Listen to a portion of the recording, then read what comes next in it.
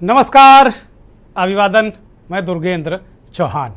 राष्ट्रीय शैक्षिक अनुसंधान और प्रशिक्षण परिषद यानी कि NCERT ने छात्रों को महाभारत और रामायण पढ़ाने के प्रस्ताव रखा है और इस पर तीखी प्रतिक्रिया हुई है।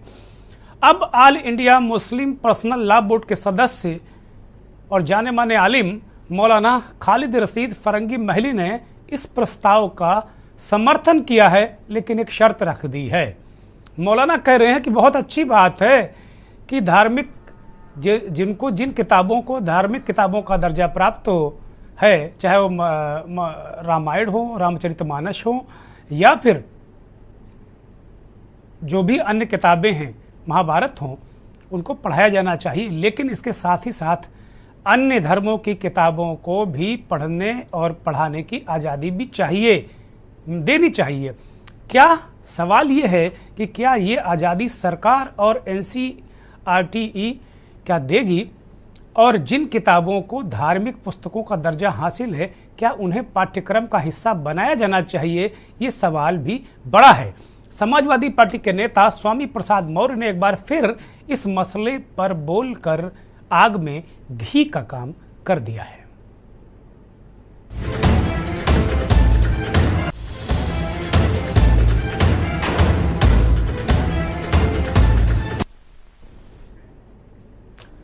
भाजपा और हिंदू संगठनों के निशाने पर मदरसा और दीनी तालीम बहुत दिनों से है और इसकी अपनी वजह भी है।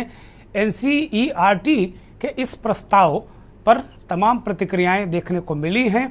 अगर देखा जाए वास्तव में तो NCERT के पहले भी कई पाठ्यक्रम से कई महान लोगों को जो पाठ्यक्रम में शामिल थे उनको अलग करना, अलहदा करना, उसमें गालिब भी रहे हैं। बहुत सारे इस तरह के लोग रहे हैं जिनको उन्होंने पाठ्यक्रम से अलग किया और बड़े बड़े यूँ कहें कि बहुत बड़े बड़े जाने माने लोग उनको पाठ्यक्रम से पूर्व में अलग किया, तब भी NCERT विवादों में रहा है।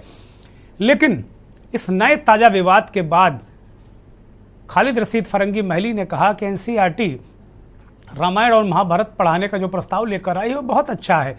इससे बच्चों में चरित्र का विकास होगा, चरित्र का निर्माण होगा, उनको बहुत अच्छी बातें सीखने को मिलेंगी। लेकिन अन्य धार्मिक पुस्तकों को भी इसमें शामिल करा जाना चाहिए और छात्रों को चुनने और रिजेक्ट करने का विकल्प भी दिया जाना चाहिए। ये बात मौलाना फरंगी महली ने कही है। अभी विवाद क्यों हुआ? मंगलवार को NCERT की एक उच्च स्तरीय समिति हाई पावर कमेटी ने सिफारिश की कि सामाजिक विज्ञान की पाठ्य पुस्तकों में रामायण और महाभारत जैसे महाकाव्यों को शामिल किया जाना चाहिए तथा कक्षाओं की दीवारों पर संविधान की प्रस्तावना लिखी जानी चाहिए। यह जानकारी इस हाई पावर कमेटी के अध्यक्ष चेयरमैन CI आइजैक ने आम की और उन्होंने यह जानकारी दी। अभी तक इन सिफारिशों पर कोई अंतिम निर्णय हुआ नहीं है। पिछले साल गठित 7 सदस्यीय समिति ने सामाजिक विज्ञान पर अपने अंतिम स्थिति दस्तावेज के लिए कई सिफारिशें की हैं जो NCERT पाठ्य पुस्तकों के विकास की नींव रखने के लिए एक महत्वपूर्ण निर्देशात्मक दस्तावेज भी हैं। NCERT ने अभी तक सिफारिशों पर कोई फैसला नहीं लिया। जैसा कि मैंने बताया, जो समिति के अध्यक्ष हैं, चेयरमैन हैं, आइजैक ने आगे कहा कि समिति ने छात्रों को सामाजिक विज्ञान के पाठ्यक्रम में जो महाभारत और रामायण जैसे महाकाव्यों को पढ़ाने पर जोर दिया है, उसके पीछे की मंशा ये है कि छात्र किशोरावस्था में अपने आत्मसम्मान और देशभक्ति, राष्ट्र गौरव का निर्माण करते हैं। उन्होंने कहा कि हर साल हजारों छात्र देश छोड़कर दूसरे देशों में नागरिकता चाहते हैं क्योंकि उनमें देशभक्ति की कमी है। ये बड़ा सवाल है। वो कह रहे हैं कि जो लोग दूसरे देशों में चले जाते हैं उनमें देशभक्ति की कमी है। एक नए विवाद को भी ये जन्म दे सकता है। आइजैक महोदय आगे कहते हैं कि इसलिए उनके लिए अपनी जड़ों को समझना और अपने देश तथा अपनी संस्कृति के प्रति प्रेम विकसित करना महत्वपूर्ण है। कुछ बोर्ड पहले से ही रामायण और महाभारत पढ़ाते हैं, लेकिन इसे और अधिक विस्तृत तरीके से किया जाना चाहिए। उन्होंने पूर्व में कहा था कि इसी समिति ने पाठ्य पुस्तकों में देश का नाम इंडिया के स्थान पर भारत करने पाठ्यक्रम में प्राचीन जो इतिहास के बजाय क्लासिकल हिस्ट्री को शामिल करने और कक्षा 3 से कक्षा 12 तक की पाठ्यपुस्तकों में जो हिंदू राजा हैं उनकी विजय गाथा को रेखांकित करने की भी सिफारिश की थी। स्कूल पाठ्यक्रम को संशोधित भी यही कमेटी कर रही है। एनसीईआरटी जो काम कर रही है उसके मुतालिक आइजैक आगे कहते हैं कि हमारी प्रस्तावना लोकतंत्र और पंथ निरपेक्ष सहित सामाजिक मूल्यों को महत्व देती है। यह महान है, इसलिए हमने इसे कक्षाओं की दीवारों पर लिखने की सिफारिश की है। बात ठीक है, संविधान की बातें अगर लिखी जाएंगी तो बहुत अच्छी बात है। देश संविधान से चलना चाहिए और सभी इस बात पर जोर देते हैं कि देश को संविधान से चलना चाहिए, ना किसी दीन से, ना किसी धर्म से, ना किसी धार्मिक पुस्तक से, संविधान से चलना चाहिए। तो संविधान वाली बात तो बहुत अच्छी है और एनसीईआरटी इसको करने जा रही। राष्ट्रीय शिक्षा नीति NEP 2020 के अनुरूप स्कूल पाठ्यक्रम को संशोधित एनसीईआरटी कर रही है और नई पाठ्यपुस्तकें अगले शैक्षणिक सत्र तक तैयार होकर सामने आ जाएंगी, ऐसी भी संभावना व्यक्त की जा रही है। पाठ्यपुस्तकों और शिक्षण सामग्री को अंतिम रूप देने के लिए जुलाई 19 में अधिसूचित किया गया था एक तरीके से। और कुल मिलाकर अगर देखा जाए तो यह सारा विवाद, सारा बवाल ये एक तरीके से धार्मिक पुस्तकों को पढ़ाने को लेकर चल रहा है और तमाम जो कमेटी हैं वो इस पर जो प्रस्तावित की गई हैं उस पर विचार कमेटी कर सकती है। तो अब कुल मिलाकर इस पूरे प्रकरण के बाद एक आपको बयानात सुनाएंगे, लेकिन स्वामी प्रसाद मौर्य का ट्वीट बड़ा महत्वपूर्ण है और वो हमेशा की तरह महाभारत और रामायण पर वो बोलते रहे हैं। उनका ये ट्वीट आपकी स्क्रीन पर है। स्वामी जी इस बात को कह रहे हैं कि यद्यपि आज वैसे ही बड़े पैमाने पर जाति हिंसा व महिला उत्पीड़न की घटनाएं हो रही हैं, कहीं दलित, आदिवासी, पिछड़े समाज के लोगों पर पेशाब लोग कर रहे हैं, मलमूत्र का लेपन कर रहे हैं, समय से फीस ना जमा करने पर बच्चों की पिटाई कर मौत की नींद सुला देना, इस तरह की घटनाएं, कई महिलाओं के साथ सामूहिक दुराचार की घटनाओं के बाद हत्या करके लाश टुकड़े टुकड़े करना, कॉलेज व विश्वविद्यालय परिसरों में यदा कदा छात्राएं अपमानित होने के फलस्वरूप आत्महत्या करने के लिए मजबूर होती हैं और इस तरह की घटनाएं प्रकाश में आ रही हैं। क्या एनसीईआरटी व सरकार रामायण व महाभारत को पाठ्यक्रम में शामिल कर सीता, शूर्पणखा व द्रौपदी जैसी महान देवियों को क्रमशः अग्नि परीक्षा के बाद भी परित्याग, वैवाहिक प्रस्ताव पर नाक कान काटने की त्रासदी व द्रौपदी जैसी अन्य तमाम देवियों के चीर हरण को बढ़ावा देना चाहती है? स्वामी ने करारी चोट की है। उन्होंने कहा कि अगर आप ये पढ़ाएंगे तो इस तरह की चीज़ें आपको पढ़ानी पड़ेंगी, तो इससे इस तरह की घटनाएं जैसे शूर्पणखा का नाक कान काटना, सीता की अग्नि परीक्षा, द्रौपदी की एक तरीके से चीर हरण, तो इस तरह की घटनाओं को बढ़ावा मिलेगा। एक ने स्वामी आगे कहते हैं एक ने भाई में आपस में भी लड़ाया, इस तरह की घटनाएं भी आपस में पारिवारिक विघटन को बढ़ावा मिलेगा। यदि रही बात पाठ्यक्रम में देश के हीरो को पढ़ाने की, तो वर्तमान में राष्ट्र के उन महान वीर सपूतों, राष्ट्र निर्माता हैं और नायकों को एनसीईआरटी पाठ्यक्रम में लाए, जैसे नेताजी सुभाष चंद्र बोस, राष्ट्रपिता महात्मा गांधी, सरदार वल्लभ भाई पटेल, बाबा साहब डॉक्टर भीमराव अंबेडकर, रानी लक्ष्मीबाई, झलकारी बाई, वीरांगना उदा देवी, चंद्रशेखर आजाद, भगत सिंह, अशफाक उल्लाह खां, पंडित राम प्रसाद बिस्मिल, ठाकुर रोशन सिंह, वीर उधम सिंह जैसे महानायकों को शामिल किया जा सकता है। एनसीईआरटी इस ओर क्यों नहीं मुखातिब होती? अब फिर से शंभू का सिर व एकलव्य का अंगूठा न काटा जाए, इस बात को भी ध्यान में रखने की आवश्यकता है। स्वामी प्रसाद मौर्य ने अपने ट्वीट में बहुत सारी बातें कह दी हैं और बहुत खरी खरी कही। जाहिर सी बात इस पर विवाद तो होगा ही, क्योंकि वो लगातार रामचरितमानस पर सवाल उठाते रहे हैं, उसके कुछ उद्धरणों पर सवाल उठाते रहे और संबूक वध को लेकर स्वामी प्रसाद मौर्य शुरू से बहुत आक्रामक रहे हैं। अब खालिद रशीद फरंगी महली जो एक तरीके से all India personal law board के सदस्य हैं और एक जाने माने आलिम हैं, उन्होंने क्या फरमाया वो सुनिए। और प्रत्युत्तर में भारतीय जनता पार्टी के वरिष्ठ नेता प्रवक्ता मनीष दीक्षित का जवाब। देखिए, मजहब इस्लाम ने हमें इस बात का हुक्म दिया है कि हमें तमाम रिलीजन को, तमाम रिलीजियस पर्सनालिटीज़ को, तमाम रिलीजियस बुक्स को रिस्पेक्ट कर देनी है, उसका एहतराम करना है। लिहाजा इस नुक्ते नज़र से जो कुछ भी एनसीईआरटी में सिलेबस में रामायण और महाभारत को इंक्लूड करने की बात कही गई है, इसमें किसी को कोई एतराज़ नहीं होना चाहिए। लेकिन उसी के साथ साथ दूसरे मज़ाहिब की जो मजहबी किताबें हैं, कुरान है, बाइबल है या और जो रिलीजियस बुक्स हैं, उनको भी शामिल किया जाना चाहिए। और ये ऑप्शनल होना चाहिए कि बच्चे किस किताब को या तमाम किताबों को पढ़ना चाहें या उनके अपने चॉइस पर छोड़ना चाहिए। और उसी क्योंकि हमारा मुल्क एक सेकुलर मुल्क है, स्टेट का कोई रिलीजन नहीं होता है, तो किसी भी पर्टिकुलर रिलीजन को प्रमोट नहीं किया जा सकता, बल्कि सभी को, तमाम को बराबर से तमाम मजहबी किताबें पढ़ाई जानी चाहिए। सर, स्वामी प्रसाद मौर्य ने एनसीईआरटी के सिलेबस में रामायण महाभारत को शामिल करने को लेकर व्यंग्य किया है, कहा है कि इससे परिवार विघटन होगा और इसकी बजाय जो समाज के वास्तविक हीरो है, चाहे वो भीमराव अम्बेडकर हो, चंद्रशेखर आजाद हो, उनको पढ़ाना चाहिए ताकि शंभू का सिर व एकलव्य का अंगूठा फिर से न काटा जाए। क्या कहेंगे आप इस पर? देखिए, स्वामी प्रसाद मौर्य समाजवादी पार्टी के मुखिया अध्यक्ष अखिलेश यादव के इशारे पर बहुसंख्यक धर्म के जो आराध्य हैं, जो आस्था के केंद्र हैं, जो प्रेरणा के पुंज हैं, उनके ऊपर हमला करते हैं। चूंकि उनको तुष्टीकरण करना है, एक समाज को ये दिखाना है कि हम हिंदुओं का अपमान करते हैं, और ये वोट बैंक के लालच में दिया गया बयान है। शब्द जरूर स्वामी प्रसाद मौर्य के मुख से निकल रहे हैं, लेकिन भाव अखिलेश यादव के हैं। मनीष दीक्षित कह रहे हैं कि ये अखिलेश यादव के इशारे पर ऐसा वो कर रहे हैं, एक बहुसंख्यक समाज को अपमानित करने का काम कर रहे हैं स्वामी प्रसाद मौर्य। लेकिन ओवरऑल उनका रिएक्शन स्वामी प्रसाद मौर्य के बयान पर है, लेकिन ओवरऑल क्या पाठ्यक्रम में एनसीईआरटी जैसे पाठ्यक्रम में क्या कोई दीनी तालीम दी जा सकती है क्या? क्योंकि मदरसों की तालीम, दीनी तालीम बराबर तंज होता रहा है इस पर, तो क्या ये दीनी तालीम नहीं है क्या?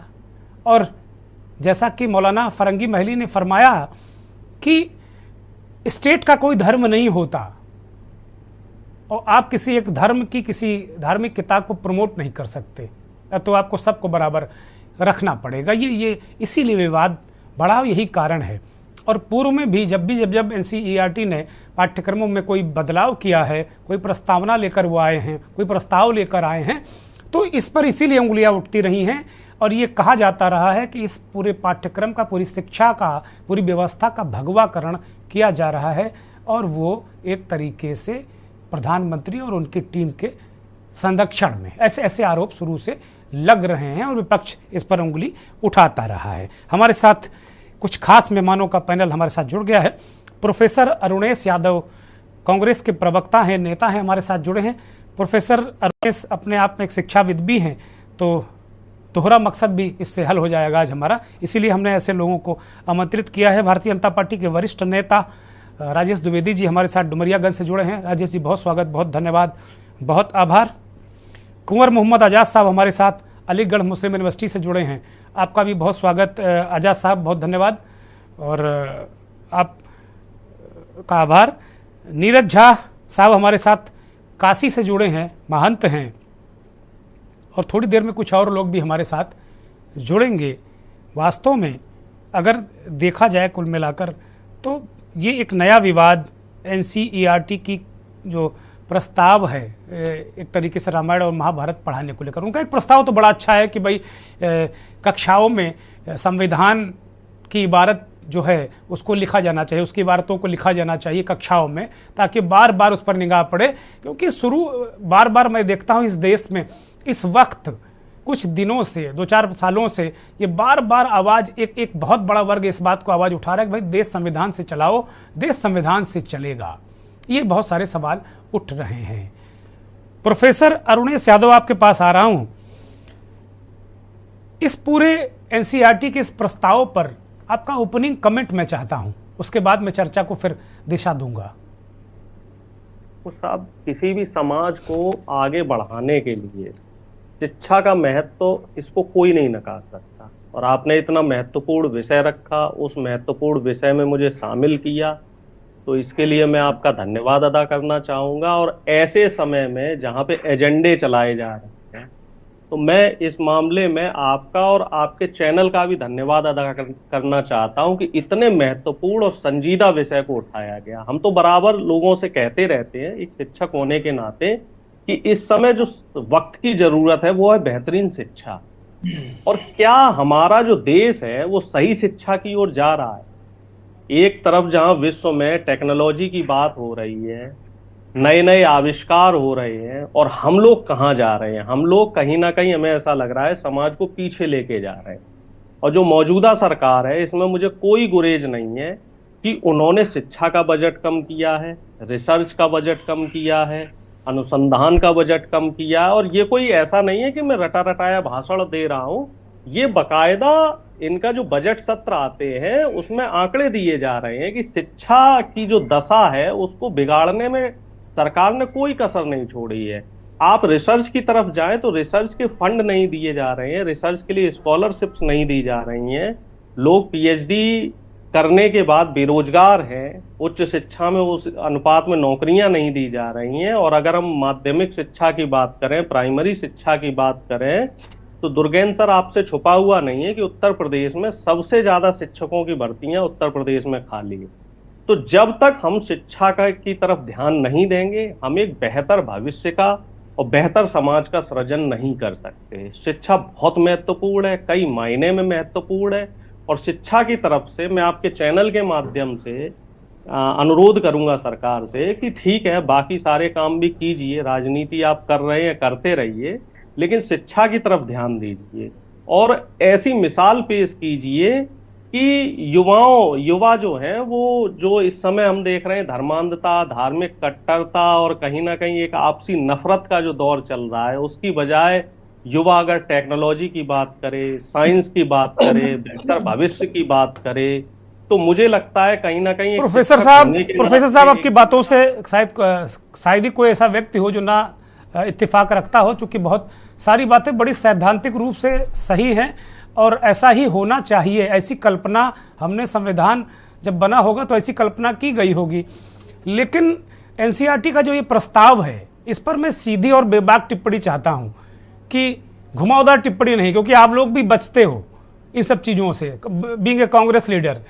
तो मैं सीधा चाहता हूं कि भाई इस तरीके की, जैसे रामायण और महाभारत जैसे जो काव्य हैं, अब ये एक तरीके से कम रामचरितमानस तो धार्मिक पुस्तक का रूप ले चुका है।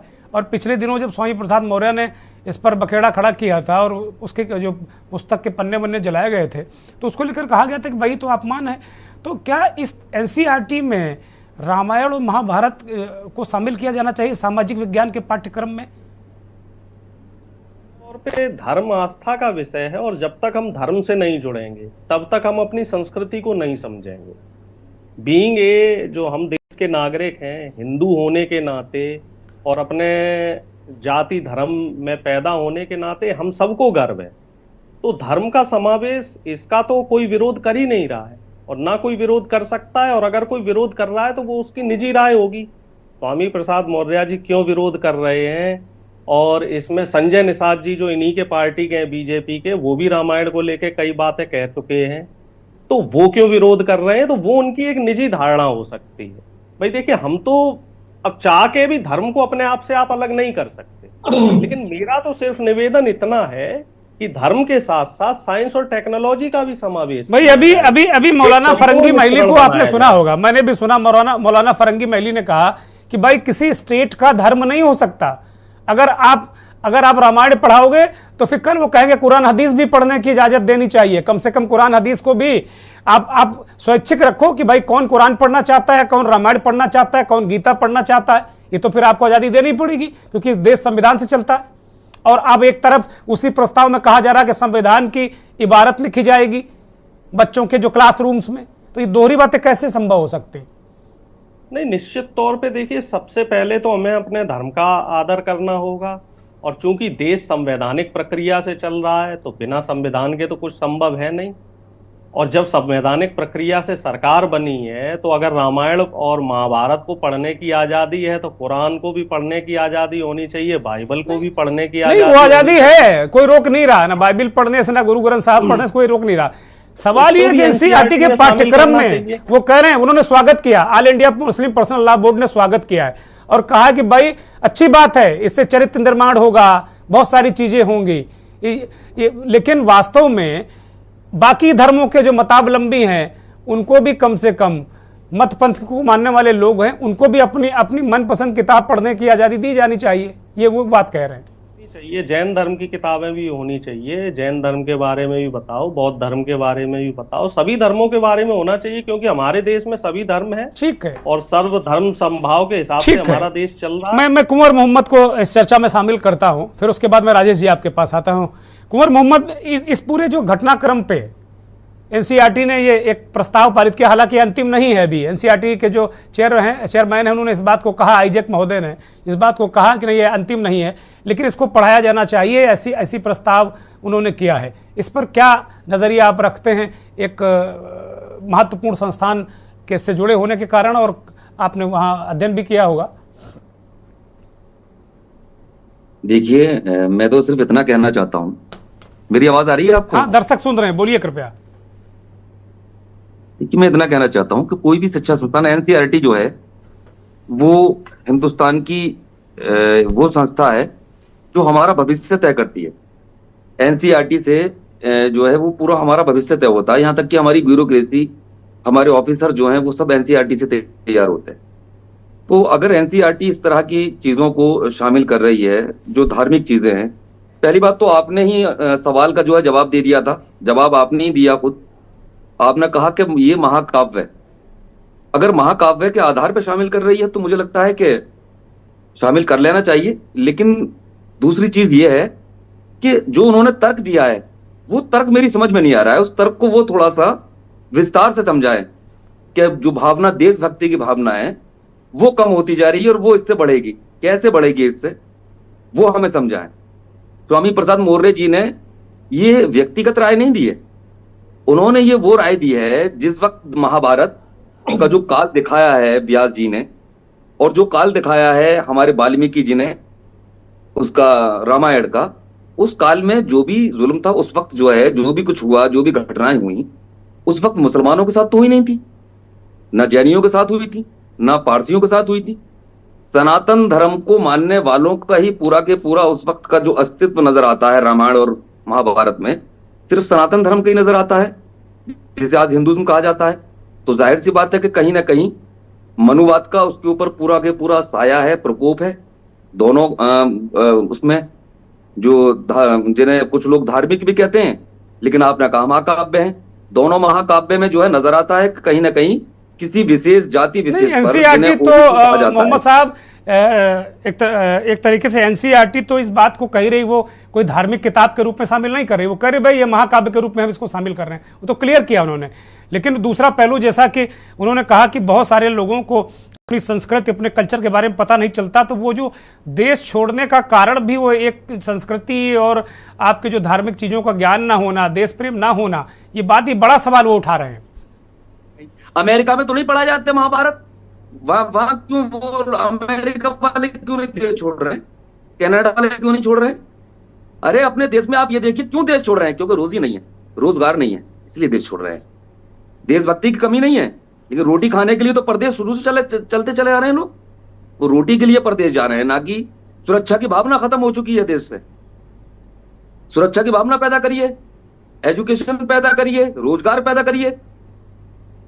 स्वामी प्रसाद मौर्य जी ने जो कहा है, स्वयंभू का कत्ल नहीं हुआ था क्या? महर्षि स्वयंभू को नहीं मारा गया था? ये वो संबुक वध का जिक्र वो कर रहे हैं, संबुक वध का, द्रौपदी चीरहरण का, सीता की अग्नि परीक्षा का, शूर्पणखा के नाक कान काटने का, इनका जिक्र वो कर रहे हैं। और एक तरीके से उनका इशारा है कि इससे, इस तरह की चीजें पढ़ाने से महिला उत्पीड़न की घटनाएं बढ़ेंगी, ये ऐसा वो कह रहे हैं, जबकि सनातनी शुरू से इन चीजों को पढ़ते आए हैं, देखते आए हैं, समझते आए हैं। मेरा मानना यह है कि धार्मिक डिपार्टमेंट होना चाहिए। हमारी यूनिवर्सिटी के अंदर भी डिपार्टमेंट है, थियोलॉजी है, मुस्लिम थियोलॉजी पढ़ाई जाती है, संस्कृत डिपार्टमेंट है, संस्कृत पढ़ाई जाती है। आप उसे लोगों की राय उस पर छोड़ दीजिए, कौन जो है वो उसे शामिल कराए, पढ़ेगा कौन नहीं पढ़ेगा, कौन कुरान को पढ़ना चाहता है, कौन जो है गीता को पढ़ना चाहता है। ये व्यक्ति के धर्म जो है व्यक्ति के दिल से है। आप उसे किसी धार्मिक चीज को बनाकर आप उसे थोपने की कोशिश मत करिए। ठीक है, ये तो सिर्फ एक गाइडलाइन को एनसीईआरटी जो है वो एक तरह से ये समझ लीजिए कि संस्था की तरह काम कर रही है। ठीक है, ठीक है, ठीक है। मैं एक ब्रेक पर जाऊंगा, चूंकि मुझे ब्रेक का इशारा हो गया, मैं एक ब्रेक लूंगा और ब्रेक के बाद फिर ये जो महत्वपूर्ण सवाल हैं, राजेश द्विवेदी भारतीय जनता पार्टी के नेता हमारे साथ जुड़े हैं, उनसे ये सवाल हम जरूर करेंगे। आप देख रहे हैं के न्यूज, खबरों का सारथी।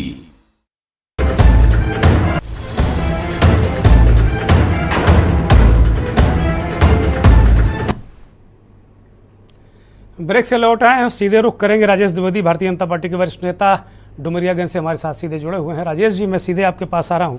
एक बड़ा पक्ष है, वो कह रहा है कि भाई स्टेट धर्म में नहीं बढ़ सकता, और जो जिन पुस्तकों की बात एनसीईआरटी कर रहे हैं वो उनको धार्मिक मान्यता समाज में प्राप्त है, वो धार्मिक पुस्तकें मानी जाती हैं और बड़े आदर के साथ में उनको ये किया जाता है। तो कुल मिलाकर जो आरोप लगता है आप लोगों के ऊपर कि पूरी शिक्षा व्यवस्था का भगवाकरण आप लोग कर रहे हैं। राजेश जी नमस्कार। न्यूज के इस चैनल में बहुत अच्छा महत्वपूर्ण मुद्दा आपने उठाया है, इसके लिए मैं आपको बहुत बहुत धन्यवाद ज्ञापित करना चाहता हूं, और डिबेट में बैठे हुए सभी परिवार को मैं सादर प्रणाम करना चाहता हूं। मैं कहना चाहता हूं कि देखिए, सरकार की जो मंशा है, सरकार की मंशा हमेशा सद्भाव और संस्कार रहित और विकासवाद की मंशा है।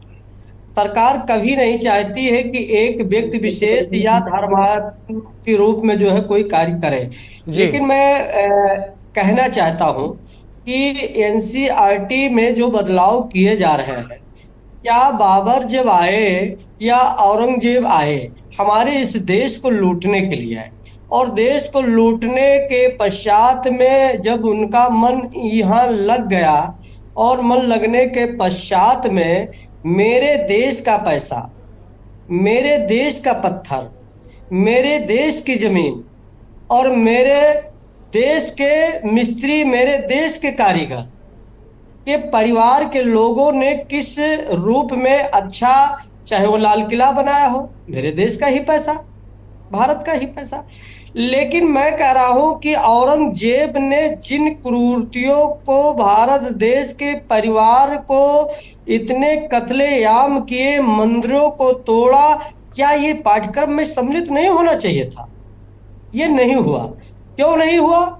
ये जो पूर्ववर्ती सरकारों थी, ये कभी नहीं चाहती थी कि हमारे इस देश में जो मुगलों के द्वारा कार्य किए गए हैं उसको सही ढंग से पढ़ाया जाए। वो मुगल के नीतियों के बारे में बताना चाहते थे, लेकिन मुगल जिस अपराधी प्रवृत्ति के थे उसके बारे में कभी नहीं उस इतिहास में दर्शाया गया। तो मैं कहना चाहता हूं कि अभी हमारे श्री गोर मोहम्मद जी जो कह रहे थे, ये अलीगढ़ के बहुत ही मैं छात्र नेता है, मैं आपको धन्यवाद ज्ञापित करता हूँ, प्रणाम करता हूँ। लेकिन ये बताइए कि जिस विद्यालय में भारत देश की प्रतिमा यानी भारत माता की फोटो लगनी चाहिए, उस भारत माता की फोटो न लग करके उस राष्ट्रीय तिरंगा का सम्मान होना चाहिए, वहाँ ना होकर के अली जिन्ना का फोटो लगता हो।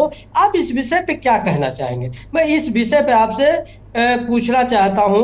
और रह गई कि महाभारत हो या रामायण, ये जो है हमारे सनातन धर्म का एक बहुत ही अच्छी जो है महाकाव्य पुस्तक है, जिससे एक संस्कार मिलता है समाज के हर वर्गों को। राजेश जी, मुगल काल को भी आप लोगों ने हटाया है। पिछली बार हम लोगों ने जब डिबेट की थी, कुंवर मोहम्मद भी शामिल थे उस डिबेट में। पूरा जो मुगल पीरियड का एक महत्वपूर्ण अंश आपने हटाया है, इसी बात को लेकर, इन्हीं तर्कों के साथ में आपने हटाया है। और पहले भी बहुत सारी चीजें, मिर्जा गालिब को हटा दिया, बहुत सारे बड़े बड़े लेखकों को हटा दिया आपने। देखिए, मैं भी उसी विषय पे आ रहा हूँ भाई साहब। फिराक साहब को हटा दिया, शायद आपके लोगों को पता ही नहीं रहा होगा, उनका नाम रघुपति साहब फिराक था, उनको भी हटा दिया, जाओ पढ़ो। देखिए, हमारा कहने का जो तात्पर्य था कि भारतीय जनता पार्टी की सरकार जो चल रही है, यानी हमारी जो सरकार चली है, मेरे सरकार का एक महत्वपूर्ण ही निर्णय है कि संस्कार रहित सद्भाव और एक विकास के रूपी ये सरकार सबको, भारत देश के वासियों को देना चाहती है। उसी प्रकार से हम जात पात नहीं करते, ना हम जात पात पे विश्वास करते हैं, हम तो सबका साथ। अच्छा, आपकी सरकार है तो कुछ भी पढ़ाओगे आप, कुछ भी मतलब आप लोगों ने ठान लिया कि वो कुछ भी पढ़ा दोगे? हम कहा कुछ भी भाई, ये जो हम तो पुस्तकें घरों में पढ़ने वाली हैं वो उनको पढ़ के लोग आईएएस बनेंगे क्या? ठीक है, आपने मुगल काल हटा दिया, अच्छी बात है, आपको नहीं पसंद आया, ठीक बात है। चलिए मान लिया आपने साबित कर दिया मुगल आक्रांता थे, उन्होंने अपने देश का पैसा लूटा, यही महल बना दिया, बड़े बड़े मॉन्यूमेंट बना दिए, बड़े बड़े इमारतें बनाई, ठीक है। लेकिन अगर भाई बहुत सारे, एक बड़ा वर्ग है इस देश में, 25 करोड़ इस्लाम के मतावलंबी हैं, और फरंगी महली साहब कह रहे थे भी कि भाई अच्छी बात है, स्टेट का कोई धर्म नहीं होता। अगर जिस पुस्तक को, जिस किताब को धार्मिक पुस्तक का दर्जा प्राप्त है, उसको आप जबरदस्ती नहीं पढ़ा सकते, आप ऐच्छिक कर सकते हैं, स्वैच्छिक कर सकते हैं। कल लोग कहेंगे गुरु ग्रंथ साहब को भी शामिल करो, कुछ लोग कहेंगे कुरान शरीफ को भी शामिल करो। भाई दर्जा तो उसी तरीके का है ना रामचरितमानस का, रामायण का। भाई साहब, मैंने कहा कि जब हमारा नारा ही है कि सबका साथ, सबका विकास, सबके सम्मान, यानी हम सभी धर्मों के सम्मान करते हैं, हम किसी के धर्म का विरोध नहीं करते।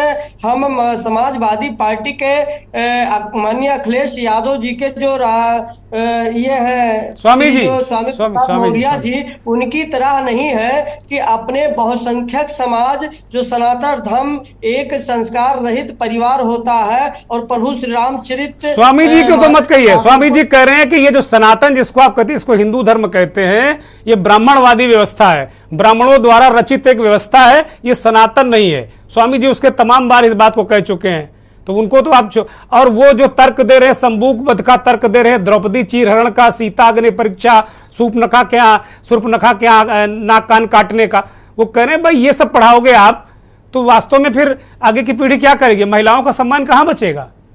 मैं कह रहा हूं कि वो स्वामी प्रसाद मौर्य जी नहीं कह रहे हैं, वो माननीय श्री अखिलेश यादव जी जो है सनातन धर्म के परिवार की उपेक्षा कर रहे हैं, और सनातन धर्म जो बहुसंख्यक समाज है उनके संविधान के या जो संस्कार रहित जो हमारे रामचरितमानस का जो है एक पुस्तक है, उसका विरोध करवा रहे हैं। मैं कह रहा हूं भाई अखिलेश यादव कैसे करवा सकते हैं राजेश जी? अखिलेश यादव को केवल क्या मुसलमानों के वोटों पर 111 विधायक लेकर आ गए उत्तर प्रदेश में? ऐसा तो हो नहीं सकता, बहुत सारे लोगों को का वोट उनको मिला होगा। वो किसी रूप से उनके जिज्ञासा को नहीं जान पाए थे, जो हिंदू समाज के लोग परिवार थे, वो उनको वोट दे करके जो है मैं चुनाव जिता दिए थे। ठीक है, ठीक है, ठीक है। इस चर्चा को प्रोफेसर डॉक्टर एमएल वर्मा साहब ज्वाइन कर चुके हैं, इस देश के जाने माने शिक्षाविद हैं। डॉक्टर साहब बहुत स्वागत, बहुत धन्यवाद, बहुत आभार आपको चर्चा में शामिल होने के लिए। मोहम्मद आजाद कुछ कहना चाह रहे हैं, उसके बाद फिर मैं आचार्य नीरज झा के पास जाऊंगा, महामंडलेश्वर हैं। मोहम्मद आजाद, कुंवर मोहम्मद साहब रिएक्ट करिए। देखिए, अभी हमारे बीजेपी के कार्य जो हैं, क्या नाम है इनका, डुमरियागंज से बोल रहे हैं, राजेश द्विवेदी जी, इन्होंने कहा कि वहां पर जो है अलीगढ़ मुस्लिम यूनिवर्सिटी में ये होना चाहिए, वो होना चाहिए। पहली बात तो ये बात इस बात की बहस है कि एनसीईआरटी की किताबों में रामचरितमानस वो जो है रामायण एक ही बात है। रामायण को हम लोग रामचरितमानस ही मानते हैं, बाकी वाल्मीकि रामायण है। रामचरितमानस रामायण मान लीजिए, होनी चाहिए, नहीं होनी चाहिए। वो और चीजों पर जो बात कर रहे हैं कि साहब अलीगढ़ यूनिवर्सिटी में ये वो, तो आप कभी आइए ना अलीगढ़ मुस्लिम यूनिवर्सिटी, आप आए तो है नहीं है, आप बस वो कहना चाहते हैं जिसे लोगों ने सिर्फ आपको भ्रम फैलाया है। राजेश द्विवेदी ने सोशल मीडिया पर देखा है कुंवर मोहम्मद, वो जिन्ना की फोटो लगी हुई सोशल मीडिया पे देखा है इन्होंने। नहीं, विद्यालय में जो है इसके लिए डिबेट हुआ जो है, ये हम नहीं कह रहे, ये समाज के हर वर्ग कह रहे हैं। हम कह रहे हैं कि अब जवाहरलाल नेहरू में कहा जाता था कि अफजल हम शर्मिंदा हैं, तेरे कातिल जिंदा है, तो ये बड़े पुराने मामले हैं। अफजल गया ऊपर, अब छोड़ दो, अफजल को छोड़ो भैया, अब आगे देखो, लंबा मामला है। मैं आचार्य नीरज झा के पास जाऊंगी। इस बीच हमारे साथ जेएनयू की प्रोफेसर डॉक्टर प्रियंका यादव जुड़ गई। डॉक्टर साहब बहुत स्वागत, बहुत धन्यवाद, बहुत आभार आपका के न्यूज को वक्त देने के लिए।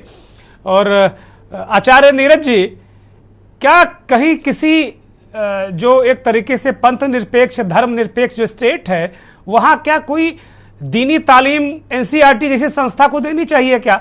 भाई अगर मदरसे को आप कहते हैं दीनी तालीम, मदरसों की आप निंदा करते हैं, वो कहते हैं मदरसों में आतंकवादी पैदा होते हैं, और यहाँ ये क्या रामचरितमानस को पढ़ाना, रामायण को पढ़ाना दीनी तालीम नहीं होगी क्या? जी महादेव, दुर्गेंद्र जी, और सबसे जो ये के न्यूज जो चैनल है, इन पे जितने भी डिबेट करने विद्वान लोग आए हैं उनको सबको साधुवाद। आपको भी बहुत बहुत प्रणाम। सबसे बड़ी बात ये है, जो हम कोई राजनीति पे नहीं जा रहे हैं, हम बतला रहे हैं जो एनसीईआरटी में ये जो रामायण को सम्मिलित करने का या महाभारत को सम्मिलित करने का जो विचार आया है, अभी ये विचार आया है, पूरी तरह से लागू नहीं हुआ है। हाँ, ठीक बात उस पे हमारी राय है। तो मेरे हिसाब से इसके पात्र को समझा जाए, इसका क्या बेनिफिट हो जाए। अभी जो विद्यार्थी जन है वो सिर्फ अर्निंग पर ध्यान दे रहे हैं, लर्निंग पे ध्यान नहीं दे रहे हैं। तो जो पात्र लोग हैं, इनका पात्र का समीक्षा किया जाए, इनसे क्या सीख मिलता है। एक राम, जो रामायण का सबसे बड़े पात्र है राम, वो अपने आप में पूरी यूनिवर्सिटी है। उनका धैर्य देखिए, जो एक रात पहले जो है उनको राजा बनाने के लिए सोचा जा रहा है और दूसरा ही पल जो है उनको वन जाने के लिए कहा जाता है। तो उस समय धैर्य उनका देखिए, ये धैर्य सीखने की चीज है। हमारे बच्चे जो 6 से लेकर के 10 तक की पढ़ाई करने के लिए आए हैं, उनमें धैर्य की कमी हो गई है। आज एक रिजल्ट खराब हो जा रहा है, बच्चे सुसाइड कर ले रहे हैं। मैं किसी राजनीति पे नहीं जा रहा हूं, मैं कह रहा हूं जो रामायण के पात्र को देखिए, पात्र से सीखिए। और भी मजहब में जो पात्र हैं, अच्छे पात्र हैं, उनसे सीखने की चीज है। तो इसका राजनीतिकरण नहीं करना चाहिए। हनुमान जी का देखिए, कहा गया है विद्या ददाति विनयम, हनुमान जी शक्तिशाली हैं, फिर भी उनमें विनय कितना है। वो अपने कार्य के प्रति कितना ज्यादा कॉन्सेंट्रेट रहते हैं। जो जब उनको भेजा जाता है लंका, तो बीच में मैना को रोकते हो नहीं रुकते हैं, वो अपने कर्तव्य पथ पर जाते हैं। जिससे स्टूडेंट को सीखने की है, जो वो हमेशा पढ़ते रहे, कर्तव्य पढ़ते रहे। संगत, रामायण संगत भी सिखलाता है, जो संगत क्या चीज होता है। आप एक देख लीजिए, ऐसा नहीं है अयोध्या में खराब आदमी नहीं था, उसी अयोध्या में मंथरा भी थी, लेकिन मंथरा का प्रभाव जो है वो केकई पर पड़ जाता है। लेकिन उसी लंका में विभीषण जैसे भी पात्र थे, जो धर्मानुरागी थे, जिसका प्रभाव रावण पे नहीं पड़ पाता है। वो अपने संगत से राम को प्राप्त कर लेते हैं। तो मेरा कहना है, जो ये चीज पढ़ाया जो जाएगा, ये अच्छी चीज है। बच्चे धैर्य रखेंगे। महाभारत पर क्या राय है आपकी? महाभारत पर आमतौर पर हमारे घरों में कहा जाता है कि महाभारत मत रखो यार, नहीं तो महाभारत हो जाएगी घर में। महाभारत के को नहीं रखते लोग। ऐसी बात नहीं है दुर्गेश जी, जो महाभारत नहीं रखा जाए। महाभारत क्या चीज है? महाभारत गीता है जो लाभ नहीं करना चाहिए और बिना वजह। आमतौर पर महाभारत को लोग इस तरह लेते कि भाई महाभारत मची हुई है। एक आम परसेप्शन है। मैं, चूंकि आप लोग विद्वान हैं, इसलिए मैं आपके क्षेत्र में कतई अतिक्रमण नहीं करूंगा। बोलिए। नहीं, ऐसा बात नहीं है दुर्गेश जी। महाभारत को भी रख सकते हैं घर में, पढ़ सकते हैं। नहीं, महाभारत से भी जरा 2-4 बातें बताइए, छात्र क्या सीखेंगे उससे? महाभारत से ये सीखेंगे छात्र, जो छात्र को शॉर्टकट तरीका नहीं अपनाना चाहिए। ये दुर्योधन जो था, वो बिना कर्म किए हुए शॉर्टकट तरीका अपना रहा था, जो सब चीज हमको मिल जाए। भाई भाई से दुश्मनी ले लेता है। यहाँ देख रहे हैं 1 इंची जमीन जो रहता है, उसके चलते लड़ाई कर लेते हैं। वही स्वामी प्रसाद मौर्य कह रहे हैं कि वो द्रौपदी का चीर हरण भी सीखेंगे, अगर 10 बातें वो जगह सीखेंगे। इसी तरह सीता का जो अग्नि परीक्षा है, वो भी कहीं ना कहीं असर डालेगी। शूर्पणखा का नाक कान काटने का भी प्रकरण उस कहीं ना कहीं असर डालेगा। वो करें, अगर इस तरह की शिक्षा आप दोगे तो। आप राम को सीखिए, आप विभीषण को सीखिए, आप त्रिजटा को सीखिए। उसी लंका में त्रिजटा भी है, उसका नाम नहीं ले रहे हैं। ठीक है। अस्तित्व कैसा था? सुपर्णरेखा का अस्तित्व कैसा था? ठीक है, त्रिजटा से उसी की बहन। आचार्य जी, मैं आता हूं, दूसरे चक्र में आता हूं। प्रोफेसर ML वर्मा को चर्चा में शामिल करता हूं, फिर डॉक्टर प्रियंका यादव भी हमारे साथ जुड़ी हुई। प्रोफेसर साहब, इस विवाद को लेकर क्या नजरिया रखते हैं आप? दुर्गेन जी, सभी को अभिवादन। देखिए, मैं तो एकेडमिशियन हूँ जी, और मैं एकेडमिक्स की बात करता हूँ जी। ये तमाम बातें जो रामायण और धर्म और शूर्पणखा और ये महाभारत, अगर महाभारत की बात करें हम, तो हम समाज को क्या मैसेज देंगे? कैसा समाज रहा होगा जहाँ पे चीर हरण हो रहा हो? क्या अंदाज लगाएंगे? जहाँ पे जब रामायण की बात करें, जो महिला है उसका जो है वो कर लिया जाता हो, तो ऐसी स्थितियां और उनको पढ़ाने का कोई मैटर नहीं। आज हम जहां पर बैठे हैं, जिस संचार क्रांति में आप बैठे हैं, हम यहाँ दूर बैठ करके आपसे बात कर रहे हैं, जिस विज्ञान की बात है, तो हम विज्ञान की बात नहीं कर रहे हैं, हम उसकी बात कर रहे हैं आप बताइए, मंदिर से कौन सा विकास हो जाएगा? हम मंदिर जाकर के कौन सी तरक्की कर लेंगे विज्ञान की? तो एकेडमिक की बात करिए। और जहां तक इतिहास की बात अगर आप करते हैं, तो इतिहास में अगर कोई चीज प्रमाणिक नहीं है तो उसको आप विज्ञान नहीं कह सकते हैं। आप उस शिक्षा नीति की आप बात नहीं करते हैं। कौन किस समय में कौन सी शिक्षा नीति बनी? 68 की, DS कोठारी की, 64 की, 2020 की, के कस्तूरी रंगन साहब को 2 नई शिक्षा नीति बनाई गई जो इस समय लागू है, और उसका क्या असर पड़ रहा है हम उस पर बात करें। विकास की बात करें तो समझ में आता है।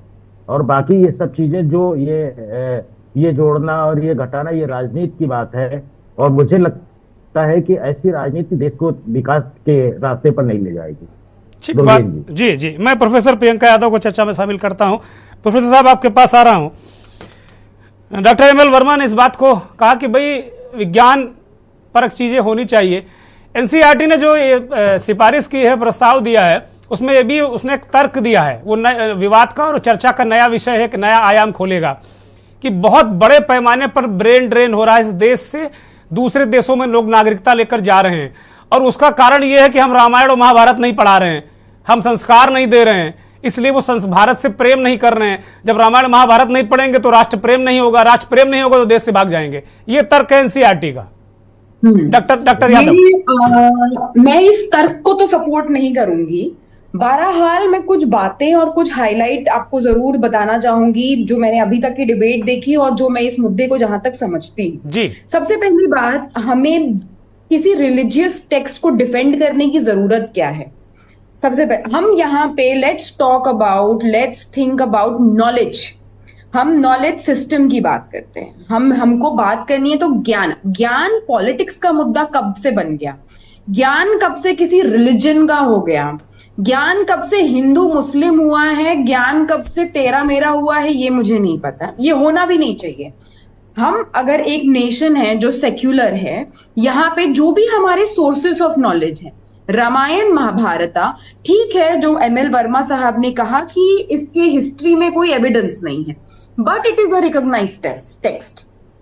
इसकी स्टडी लोग फॉरेन यूनिवर्सिटीज में करते हैं, हिंदू रिलीजन की स्टडी या इसकी स्टडी जो इसके डिपार्टमेंट्स हैं वो बाहर भी in foreign universities they are more flourishing. कुछ तो बात है। और हम ये क्यों कह रहे हैं कि लोग इससे धैर्य सीखेंगे? अच्छा नहीं, let's put the text to test. हमको बच्चों के, मैं ये बात को बिल्कुल मानती हूं कि लोग नहीं पढ़ते हैं। मैं स्वयं से कह रही हूं कि लोग रामायण महाभारत को जाने बिना, रामायण महाभारत को पढ़े बिना उसको डिफेंड कर रहे हैं, उसके बारे में बातें कर रहे हैं और उसके तर्क दे रहे हैं। लेकिन यदि हम उस टेक्स्ट को इंट्रोड्यूस करें, can we not have a perspective? Can we not have a young perspective? हम ये क्यों कह रहे हैं कि वो धैर्य सिखाएगा और ये नहीं, हमको वो कुछ नहीं सिखाएगा। वो एक यंग माइंड को सोचने पे मजबूर करेगा, वो एक यंग माइंड को हमारे नीतियों के बारे में बताएगा, वो हमें बताएगा कि हम कैसी सोसाइटी से आ रहे हैं। तो हम नॉलेज प्रोफेसर यादव, क्या आप ये कहना चाह रही हैं कि ये मसला उतना टेढ़ा है नहीं, इसको डिस्क्राइब करके टेढ़ा बना दिया जाता है? क्यों रहे हैं, मैं यही नहीं समझ रही हूँ। एक टेक्स्ट है, दो रिलीजियस टेक्स्ट है, उसको अगर एक एजुकेशनल डिपार्टमेंट इंट्रोड्यूस कर रहा है इन स्कूल बच्चों में, हम इसको इतना ट्विस्ट करके religious angle, brain drain angle देने की हमें जरूरत नहीं है। लाइक अदर नॉलेज सिस्टम, ये भी एक टेक्स्ट हम लोगों के पास अवेलेबल है। बच्चे पढ़ें, जाने, जानकार बने, इसके बारे में नॉलेज गेन करें, अपने हिसाब से समझे, अपना तर्क वितर्क बनाएं। जैसे हमने मुगल हिस्ट्री पढ़ी, हमने सिख हिस्ट्री पढ़ी, अपनी NCERT में ही पढ़ी, हम कहाँ से जान रहे हैं? ज्ञान का सागर अगली पीढ़ी नहीं पढ़ेगी। प्रियंका यादव, अब अगली पीढ़ी नहीं पढ़ेगी, हटा दी गई है। अगली पीढ़ी को पता ही नहीं होगा मुगल कौन थे, वो काली गायब हो गया। दिक्कत इस छेड़छाड़ से है ना लोगों को। रामायण महाभारत से किसी को दिक्कत नहीं हो सकती, किसी को, कुंवर मोहम्मद को भी नहीं होगी, असलम मियां को भी नहीं होगी। ये होगी कि सिर्फ और सिर्फ रामायण महाभारत हो।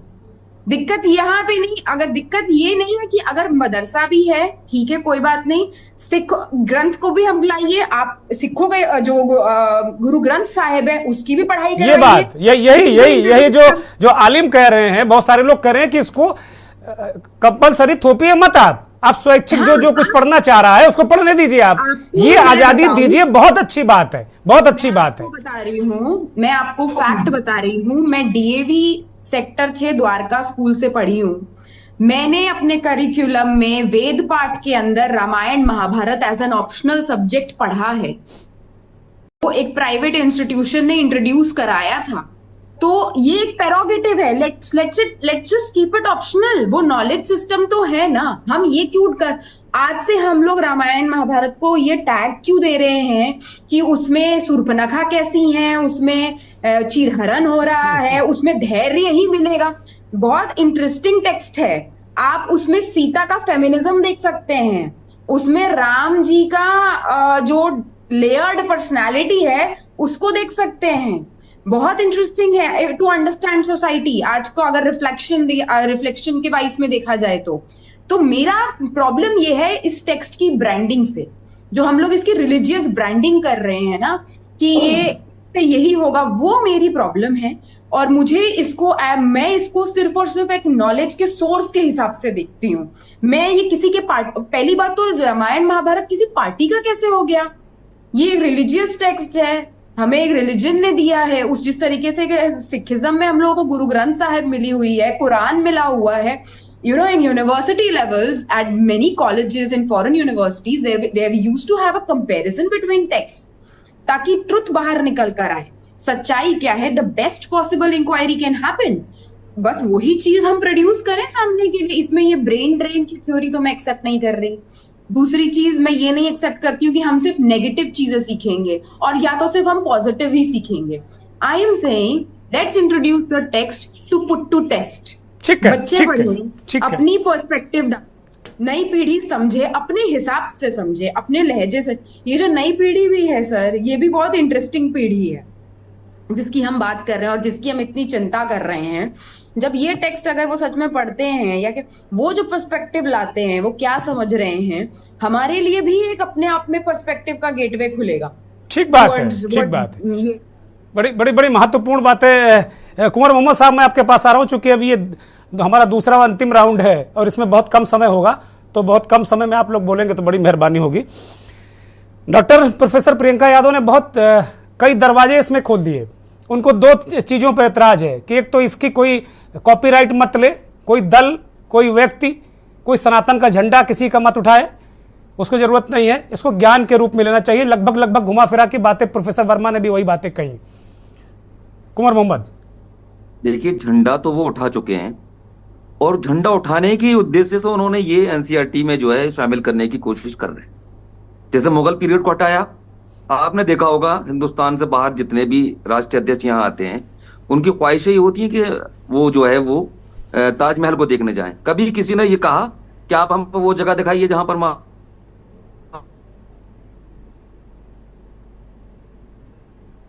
रामचरितमानस को जो है बैठकर वाल्मीकि जी ने लिखा था। तो आप ये बताइए, दुनिया में हम कौन सा रूप लेकर जाएंगे? अपना शिक्षा का रूप क्या छोड़ा है और क्या छोड़ने की कोशिश कर रहे हैं? ये बात सिर्फ इतनी सी है।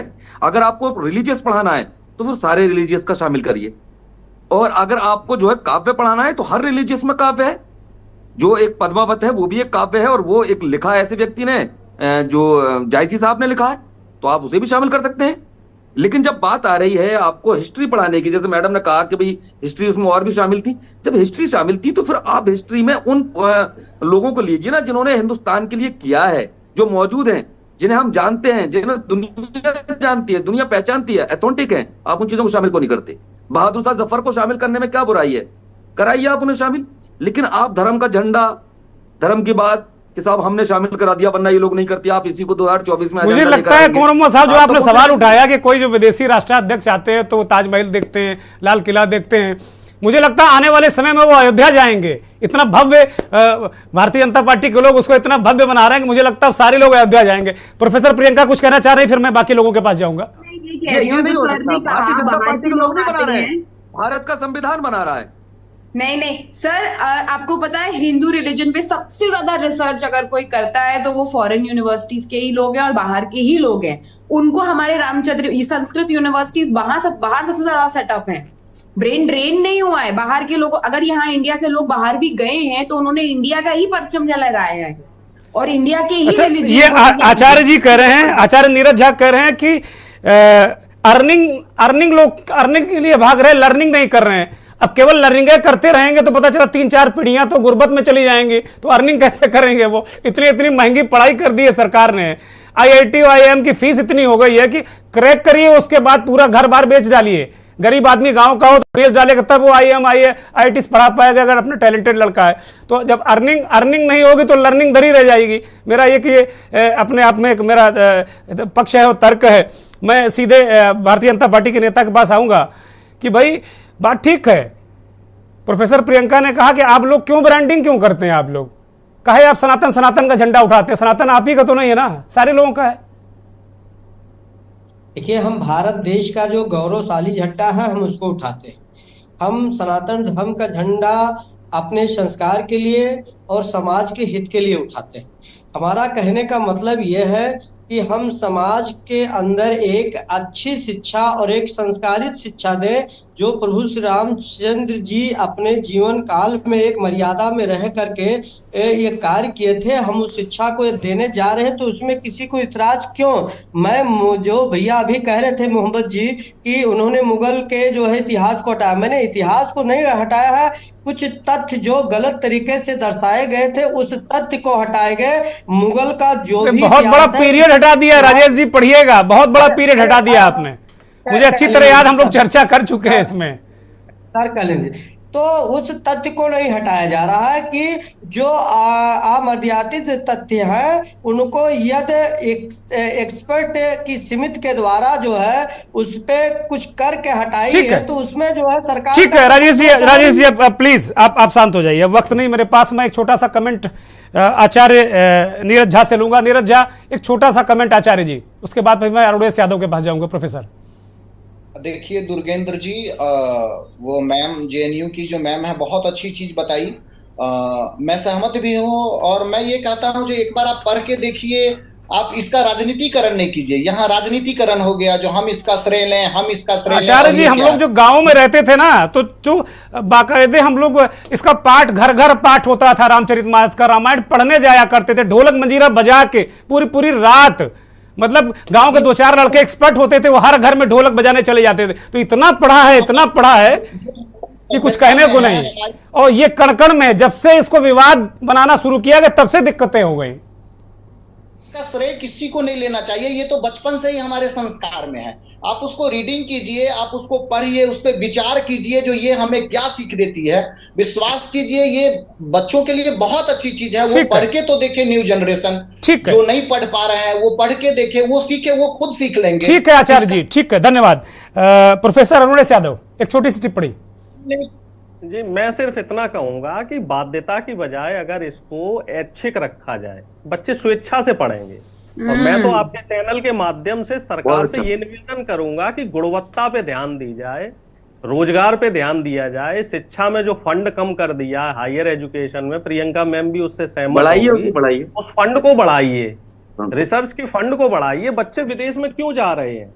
क्योंकि उनको रिसर्च का फंड इंडिया में नहीं मिल रहा है। क्योंकि मैं भी शिक्षा जगत से जुड़ा हूं, मैं जानता हूं, रिसर्च स्कॉलर अपना दर्द मुझसे कहते हैं कि साहब यहाँ रिसर्च की हालत बद से बदतर हो चुकी है, उस तरफ ध्यान दीजिए। ठीक है प्रोफेसर अरुणेश यादव, ठीक है, आपकी बात आ गई। प्रोफेसर प्रियंका, एक छोटी सी टिप्पणी।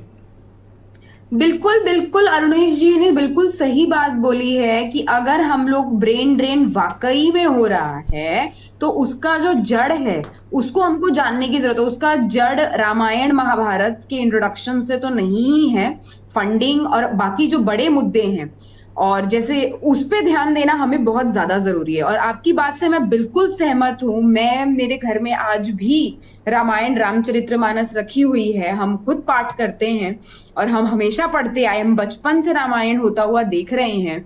इसको पॉलिटिकल एजेंडा बना के, इसको ब्रांडिंग करके कि ये बीजेपी है और ये है, इससे हमने उसके वैल्यू को बहुत कम कर दिया है।